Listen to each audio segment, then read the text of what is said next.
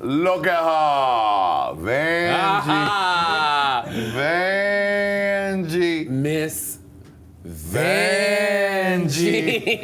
Now, that's for a girl who spent 10 years trying to get on the show.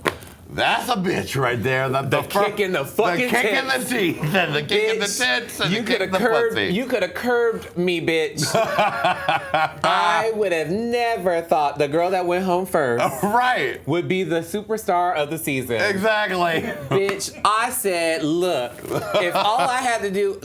I left the show and I was trying to be the sweetheart. What camera I need to look in? Which right one? In there. Which one? This one? Yes. I was trying to be the good, wholesome Christian woman I was. I was like, you know what? This is a moment where I need to teach the world. You are all beautiful. Don't you let nobody tell you different. I thought that was going to be something that everyone's like, wow, she is such a beautiful spirit. This is amazing. Bitch, all I had to do was say my name 3 times. The fuck? I was like, that was some Bloody Mary bullshit. She is with the Illuminati, or she has made a deal with the devil, because, honey, that bitch was speaking spells, and it worked. Right. The world is saying Vanjie now. Yes, they are. Even the straight folks at the gym is saying Vanjie now. Wow. I'm like... I just can't. I actually saw a porn star open up his butthole and he was saying Vanjie. And I was like, what the fuck is happening? Wow. Now, even in porn. You were there during the infamous Vanjie. How many times did it really get uttered? Just that. Oh, just that? Because I heard it was like 10 times and they cut it down. No. Whoever said that's a motherfucking lie. Okay. No, it was like 3 times. And when she was doing it, like, we were all clapping for her. We're like, oh, yay. Right. But I knew when it happened, I was like, oh, fuck. This is something. This is something. Because Rue was sitting there and she was very perturbed. She was just like, what the fuck? And was just laughing. And I'm like, oh, shit, she's laughing. Shit.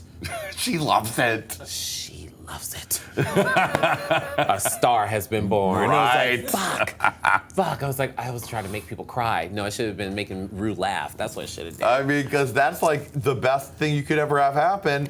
Not even have to go through any of the drama. No, show up for day 1, go home, get to have all the perks at home. Right. This bitch was while the rest of us is stressed the fuck out. I love her though. Look at her. Eureka Harem. Look at her. Now, there's been a lot of chitty chat, ow.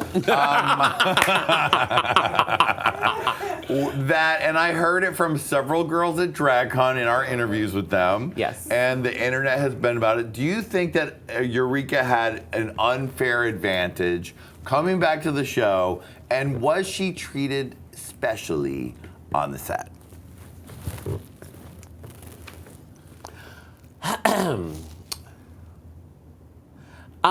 I will be honest, and I will say, when you have been on the show before and you come back as a returning guest on the show, you do have an advantage. Even though people say that you might not, you do. You know what to expect. You know what to expect, because here's the difference. She may have not known what the challenges were going to be, and that's where you as an artist and as a person in a competition, that's when you have to go work. Right. But she was put in this pressure cooker before. All of us had this experience for the first time. Right. So the nerves, the anxiety, the stress is more concentrated on someone who has not experienced it than someone who's already been through it. Right. So she knew how to play the game a little bit more than with the rest of us. Yeah. What did you think of the drama with her and Vixen that was on and on? I know you tried to make peace, but it kept going. It kept going. However, I feel like, it's just me, this is how I feel. Okay. I feel like people know how to continue to have camera time. Aha! So instead of me in my perfect world, I'm like, oh, let's all be happy. Let's just all just be friends. This is an opportunity for these girls to continue to have an issue that will give them more time on the show. I didn't think about that at that time. Maybe that was one of the unfair advantages, sweetie, that she knew. But she knew, the more you give of drama, the longer you stay. Look at her. Monique Hearts. Now, we talked about on the main show, there was a little friction with her where she called you out for something.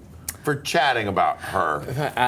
A fan told her that I was talking shit about Right, her. because you were talking about her at a. You just said that she had to work extra hard.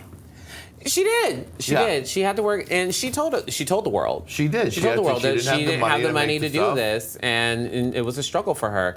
And you know, it was a struggle for all of us because not all of us are rich. We ain't got Bianca money yet, so Right. Like I understood where she was coming from, but like you know, like I said that night that the fan took it and gave it to her, you know, I was just like, hey, yeah, she wasn't prepared.